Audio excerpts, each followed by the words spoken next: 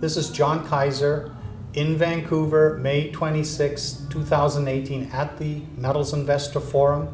I am with Don Burton, President of Namibian Critical Metals. Welcome to Vancouver, Don.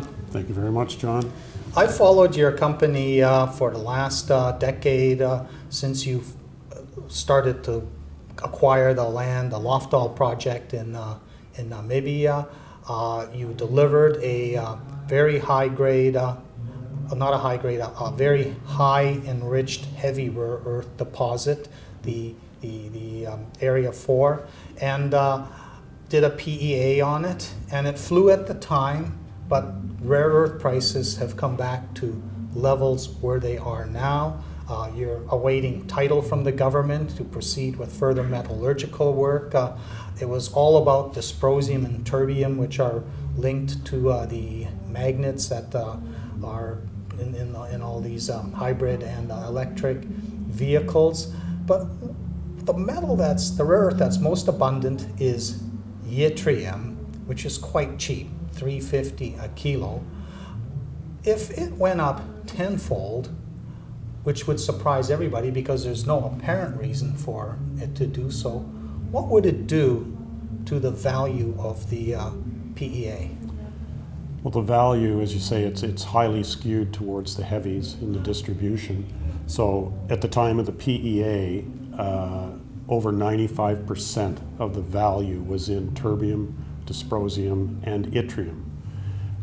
The PEA price deck had yttrium at $20 a kilo, and obviously since then it's taken the fall with all the other rare earths.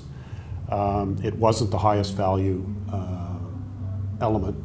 metal, but if it came back to $30, $40 a kilo, that would have a very significant impact because of the PEA estimated annual production of about 1,500 tons of REOs, total REOs.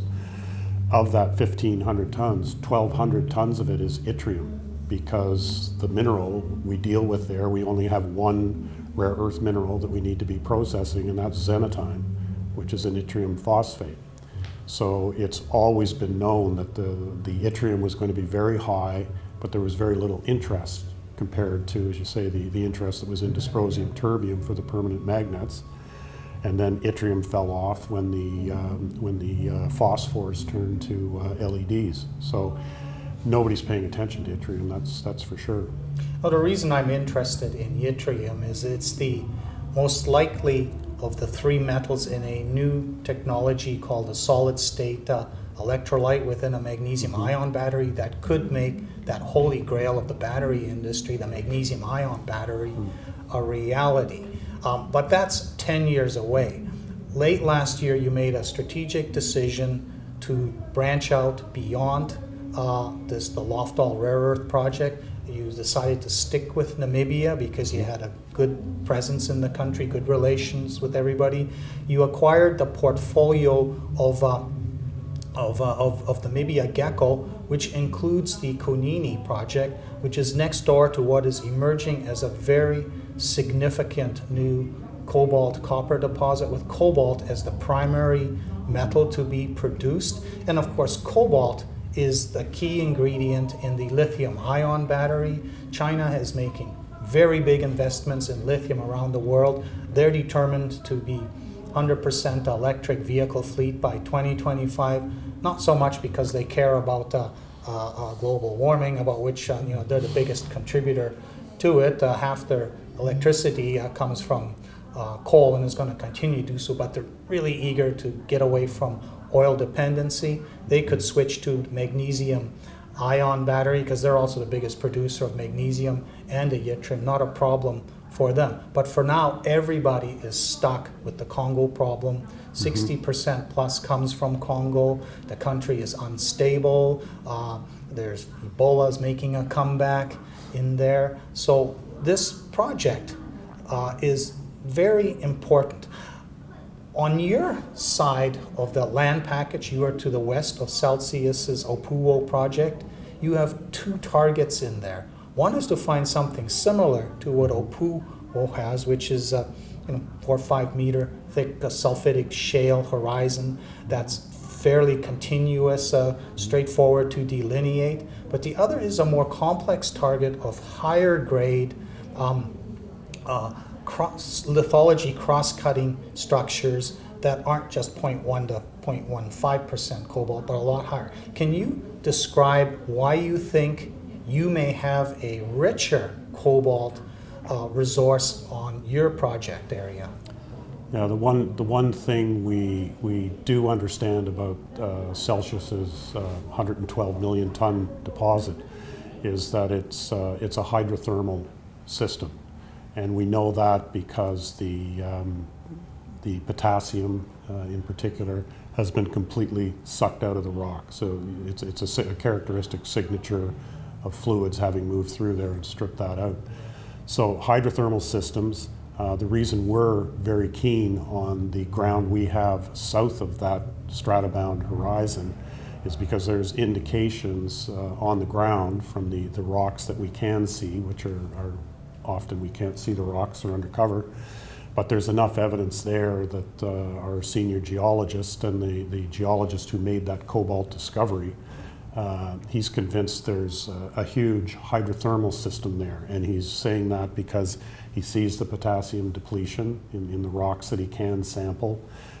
There's a lot of other things going on there. There's barite, there's magnesium, there's a lot of mixed things that would be associated with that kind of a system. And the fluids have to come from somewhere. And we've actually got 2 shots at a large hydrothermal target on that property. One of them is characterized by the structures that are running through we call the Okanyahova trend, and that's known to have cobalt and copper on it already. When First Quantum was there, they drilled over an 8-kilometer strike length. They drilled, I think, 8 holes, so just very wide space reconnaissance RC. And those holes intersected the copper that they were looking for from the surface geochemistry, but it was too low grade to be of interest to them. So they were talking about 30 to 50 meters of 0.1 to 0.5% copper. And they really weren't paying attention to the cobalt. When we look at the cobalt in those zones, we see that while it's not at a high enough level as Celsius has an average grade of about 0.1% or 1,000 ppm. The background cobalt in all that copper along that structure is about anywhere from 200 to 400 ppm. So it's coming up on a threshold, but more importantly, we know now that that structure has cobalt and copper. The other area is a little further to the west. We call the western targets when you look on our disclosures. And that one's interesting because it's not a linear feature. It's actually, it's a very large circular geochemical feature, highly anomalous in cobalt. And we do have airborne geophysics available from the government. And when you look at the airborne geophysics, which is mag and radiometrics, you clearly see right underneath that entire cobalt anomaly, there's a huge magnetic anomaly. So there's something correlating there. And Reiner was on the ground last month to go investigate that to see what he could find. And that was it was mapped by the government as basement, but in fact it's cooked up sediment, it's hydrothermally altered.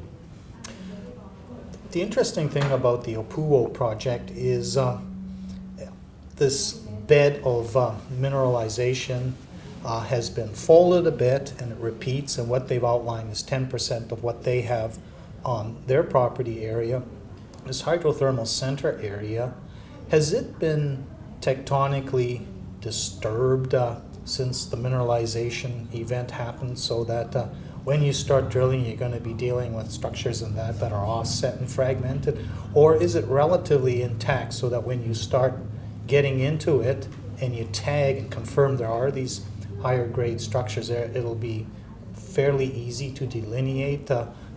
Not quite as easy as it is if you hit in the dolomite ore formation beds farther to the north, but still relatively easy game on delineation process. Yeah, what we're hoping to find on our side, in addition to extensions of that dolomite ore formation that Opuo sits on, they also have indications from their deeper drilling that they're dealing with stockwork sulfide mineralization, so veinlets and that sort of thing.